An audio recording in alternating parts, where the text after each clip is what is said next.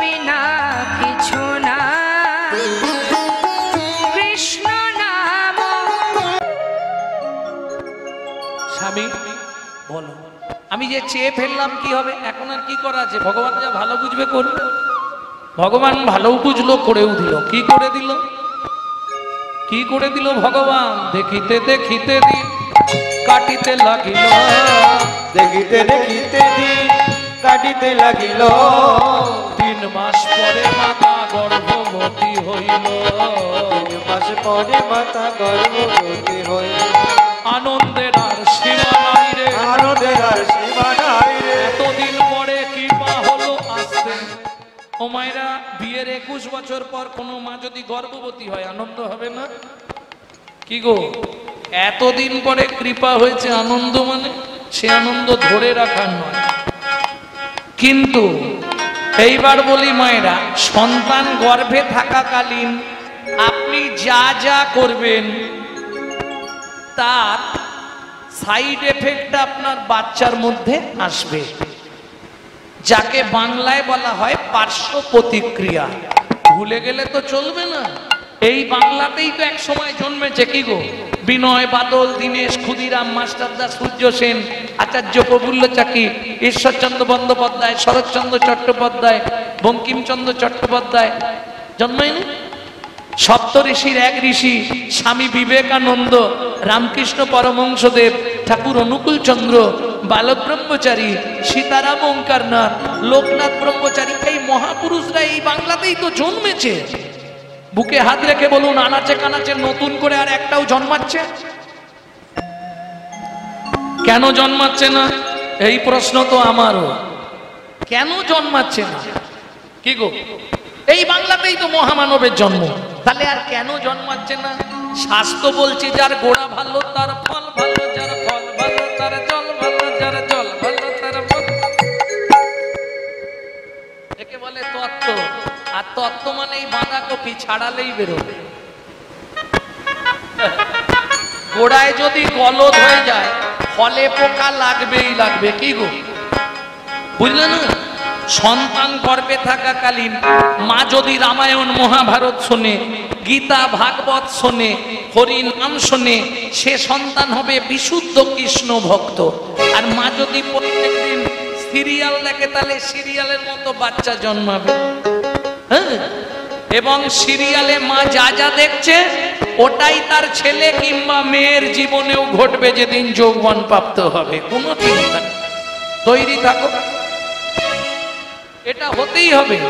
সন্তান গর্ভে থাকাকালীন তুমি যদি ধরো মহাপ্রসাদ খাও, জগন্নাথের প্রসাদ খাও, তুমি যদি ভগবানের অমৃত কেলিকা ভোগ খাও, ভগবানের চরণামৃত প্রাণ করো, সে সন্তান দেখতে যেমন তেমন হোক, দেখবে সে একজন দিকপাল হয়ে জন্মাবে। আর তুমি যদি ওই চাউমিন, এগরোল, ফুচকা খাও, তাহলে ফচকে ফচকে ছেলে মেয়ের জন্ম দেবে। স্বাভাবিক কথা। পার্শ্ব প্রতিক্রিয়া এটা হবেই, যাকে ইংলিশে বলা হয় সাইড এফেক্ট। তুমি গর্ভে থাকাকালীন যা যা করবে তোমার বাচ্চা তাই তাই ভাবেই মানুষ হবে। এটা তুমি তৈরি থাকো। যে সিরিয়াল দেখেছো গর্ভে নিয়ে, ওই সিরিয়ালটা তোমার বাড়িতেই ঘটবে। তোমার ছেলে কিংবা মেয়ে যৌবন প্রাপ্তি হোক, তারপর দেখে নিও, ঘটতেই হবে। কারণ ওই এফেক্টটা পড়বে, রাস্তা কিছু নেই। এই জন্য সন্তান গর্ভে থাকাকালীন রামায়ণ মহাভারত গীতা ভাগবত 8 মাস পর্যন্ত সুজাতা দেবী কহর মুনির স্ত্রী, তিনি ভাগবত শুনছেন। সেদিন ছিল বিকেল বেলা, গর্ভের বয়স 8 মাস, হাতে তুলসী পাতা নিয়ে বসেছে। কহর মুনি প্রত্যেক দিন ভাগবত শোনায়, আজকেও শোনাতে বসেছে। কিন্তু আজকেই ঘটে গেল বিপত্তি। কি হলো? সুজাতা বলো, আজকে তোমাকে ভগবান কেমন এই শ্লোকটা বর্ণনা করে শোনাচ্ছি। বলো স্বামী, বলো শুনি, ভগবান কেমন? যদ্বৈতং ব্রহ্ম বনৌষধি, যদ্বৈতং ব্রহ্ম বনৌষধি, তদ্ভাবসু তনুভা, তদ্ভাবসু তনুভা, আত্মা অন্তর্যামী পুরুষ, অন্তর্যামী আমি পুরুষ ষড়ৈশ্বর্য জয় হো ভগবান। ষড়ৈশ্বর্য জয় হো ভগবান।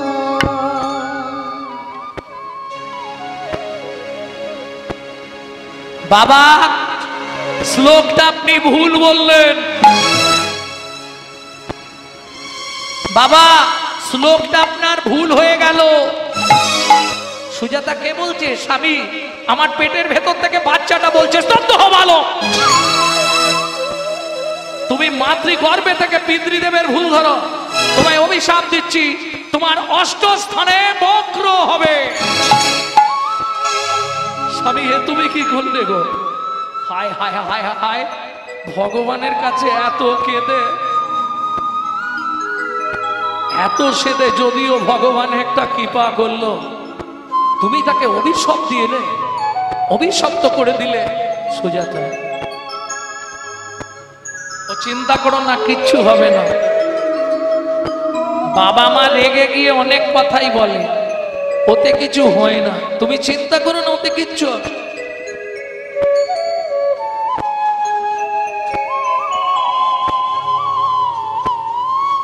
ওতে কিছু হবে না, তুমি চিন্তা করো না। চিন্তা করবো না? তোমার বলতে লজ্জা করে না? আজকে 6 দিন হয়ে 5-6 দিন হয়ে গেল হাঁড়িটা উনুনে ওঠেনে, ঘরে এক বিন্দু চাল নেই। কি করে বেঁচে থাকবো আমি গর্ভবতী মহিলা হয়ে? কেন খাবারের কি অভাব আছে নাকি?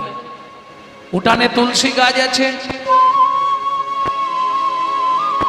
ঘটিতে গঙ্গা জল আছে, র্যাম্পার তুলসী পাতা আর গঙ্গা জল খাও।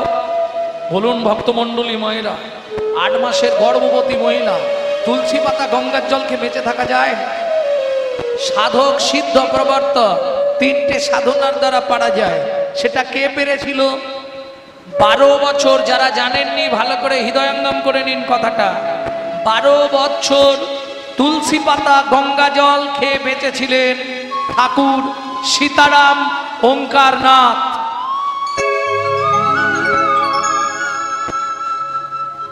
ও বিরাট সাধনা, শুধু তুলসী পাতা গঙ্গা জল, যখনই খিদে লাগে তুলসী পাতা গঙ্গা জল। 12 বছর পর্যন্ত বেঁধেছিলেন।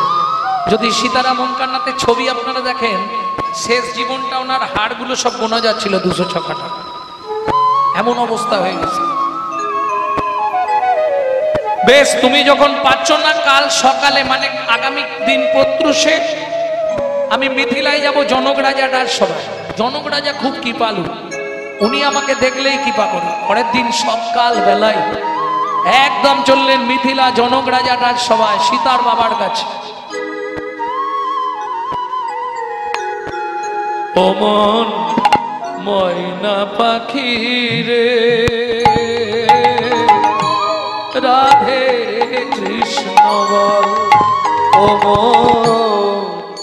ময়না পাখি রে, রাধে কৃষ্ণ বল। রাধে কৃষ্ণ কৃষ্ণ রাধে, রাধে কৃষ্ণ কৃষ্ণ রাধে, রাধে রাধে কৃষ্ণ ময়না পাখি রে, রাধে কৃষ্ণ ময়না পাখি রে, রাধে কৃষ্ণ বল। এই যে গানটি আপনাদের শোনাচ্ছি, এটা আমার দাদুর লেখা। শশীভূষণ চক্রবর্তী গাইতেন। তারপরে গাইতেন দাদুর বাবা মাধব চক্রবর্তী। তারপরে গাইতেন দাদু যতীন্দ্রনাথ চক্রবর্তী। তারপরে গাইতেন আমার বাবা কালীপদ চক্রবর্তী। এখন গাইছি আমি গৌরাঙ্গ চক্রবর্তী। সবাই আশীর্বাদ করুন, আমার পরবর্তী জেনারেশনও তৈরি হচ্ছে। আমারই পিছনে আমারই একমাত্র সম্পদ গৌরব কৃষ্ণ চক্রবর্তী। নিতাই গৌর হরিব। মধুর বলে মাতিয়ে তোর প্রাণের ব্যথা হোক না শিথিল মায়ার বাঁধন, হোক না আধার ভোর। মধুর বুলি মাতিয়ে তোলো প্রাণের ব্যথা হোক না শিথিল মায়ার বাঁধন, হোক না আধার সবে হারায়ে পাই যেন আমি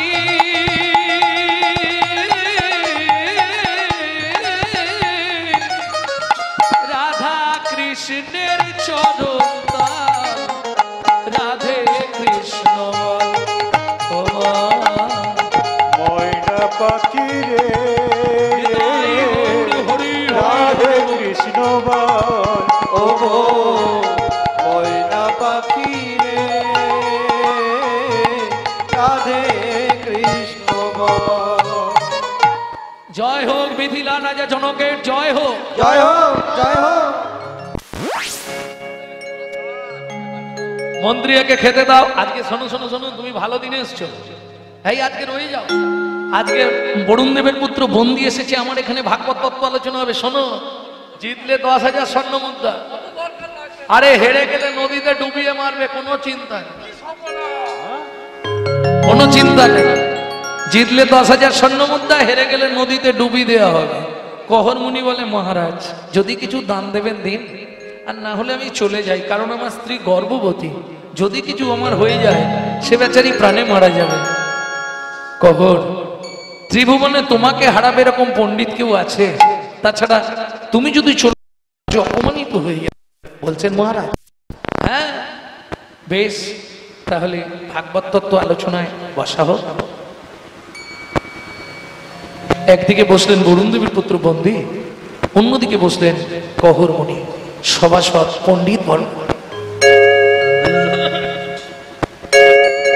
বারবার 3 বার বন্দি যে হারিল, বন্দি যে হারিল, চতুর্থবারে কহর মুনি কহর হারিয়া যে গেল, হারিয়া যে গেল। এই কে আছি যাকে টানতে টানতে নিয়ে যা। শুনুন মহারাজ, আমার স্ত্রী গর্ভবতী, আমি মরে গেলে তাকে দেখবার কেউ নেই। এই দেরি করছিস কেন? নিয়ে যা। আমাকে মেরো না, আমাকে মেরো না, আমাকে মেরো না। সুজাত, সন্তানের কিছু হলে সবার আগে কে জানতে পারে? মা। ঠিক তেমনি স্বামীর কিছু হলে সতী রমণী সবার আগে বুঝতে পেরে যায়। চমকে উঠলো সুজাতা দেবী, তবে কি স্বামীর কিছু হলো? সারা রাত চোখের জল ফেলছে। জনক রাজা বললে, মন্ত্রী ঘোড়ার গাড়ি ভর্তি করে চাল ডাল সবজি অর্থ অন্ন বস্ত্র সব দিয়ে এসো সুজাতা দেবীকে। ও গর্ভবতী মহিলা খেতে না পেয়ে যদি মরে যায়, অপরাধটা আমাদের হবে। পরের দিন সকাল হলো, সুজাতা দেবী ঘুম থেকে উঠে বাসি পাঠ সেরে স্নান করে ঠাকুর মন্দির মার্জন করে পথের দিকে তাকিয়েছিল। হঠাৎ দেখতে পেল ঘোড়ার গাড়ি আসছে, ছুটে এসছে। কোথা থেকে আসছেন? মিথিলা থেকে। বলছি, আমার স্বামী যে কালকে মিথিলায় গেছিল। গেছিল। বলছি মা, আগে মালপত্রগুলো না ভাই। না না, বলুন না আমার স্বামী কোথায়। শুনুন, আগামীকাল মিথিলায় ধর্মসভা ছিল। প্রকাশ ছিল যে জিতবে তাকে 10,000 স্বর্ণ মুদ্রা দেওয়া হবে, যে হেরে যাবে তাকে ওই নদীর জলে ডুবিয়ে দেওয়া হবে। তোমার স্বামী হেরে গেছিল, বরুণ দেবের পুত্র বন্দী তার লোকজনকে দিয়ে তোমার স্বামীকে ওই নদীর জলে বলো না গো হে নারায়ণ।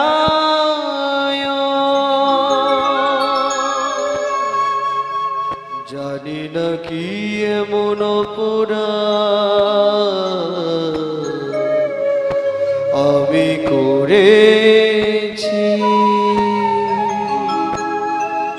যার লাগি তুমি আমায় সাজা দিলে।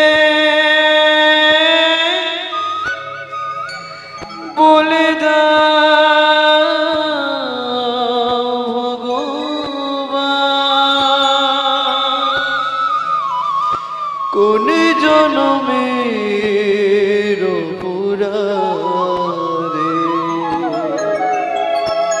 আমি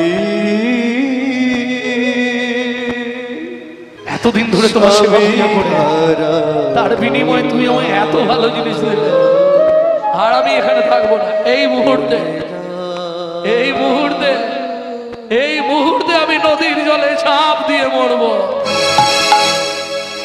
ও মা যা বললো তাই করলো।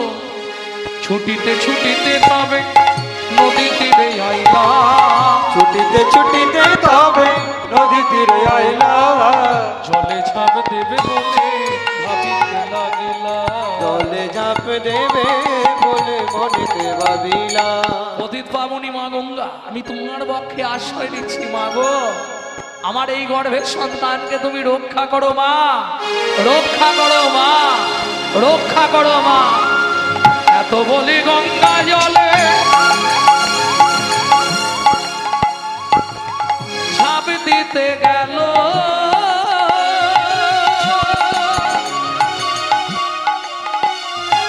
গর্ভজাত শিশু তখন কাঁদিয়া উঠিল, গর্ভজাত শিশু তখন কাঁদিয়া উঠিল। আমায় তুমি মারবে কেন, আমায় তুমি মারবে কেন, আমায় তুমি মারবে কেন, আমায় তুমি মারবে কেন, কি অপরাধ করেছি মা, আমায় তুমি মারবে কেন, কি অপরাধ করেছি মা, কোন অপরাধের অপহরী, কি অপরাধ করেছি মা, ওই অপরাধ করেছি মা, আমায় তুমি মারবে কেন। পেট ধরে মা ঘাটে বসে পড়ল।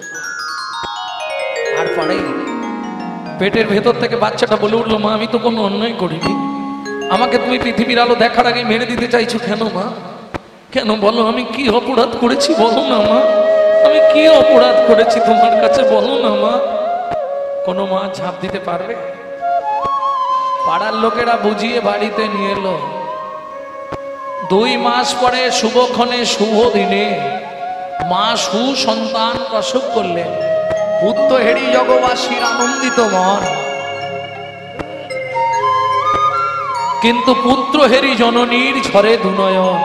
কেন? মায়ের ভয় একটাই, বাবার অভিশাপটা কি ফলে যেতে পারে?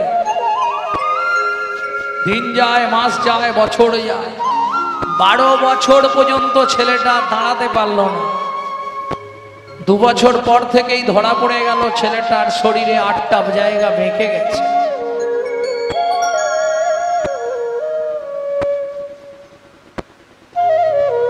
বারো বছর পর্যন্ত দাঁড়াতে পারেনি। তারপর আস্তে আস্তে লাঠি ধরে ধরে যদিও দাঁড়ালো, মা দেখলেই শুধু কাঁদে, ছেলেটার দিকে তাকালেই মা কাঁদে গো। মা তো ভক্তমণ্ডলী, ভক্তিমতী মায়েরা দেখবেন কিছু কিছু বাড়িতে ভগবান সব দিয়েছে, এরকম একটা দুটো দিয়ে দেয় কষ্টের পথে। মা মা ও গো আমার দুঃখিনী মা, দুঃখিনী মা, মা আমার মা, মা গো কি দুঃখে তো নয়ন ঝরে, ও মা আমায় বল। মা গো কি দুঃখে তো নয়ন ঝরে, ও মা আমায় বল। দ্বাদশ রবি নিগড়েনে, দ্বাদশ রবি নিগড়েনে, দ্বাদশ রবি নিগড়েনে, দ্বাদশ রবি নিগড়েনে, মোছাবো আখি যায়, ও মা আমায় বল। মা গো কি দুঃখে তো নয়ন ঝরে, ও মা আমায় বল। মা গো কি দুঃখে তো নয়ন ঝরে, ও মা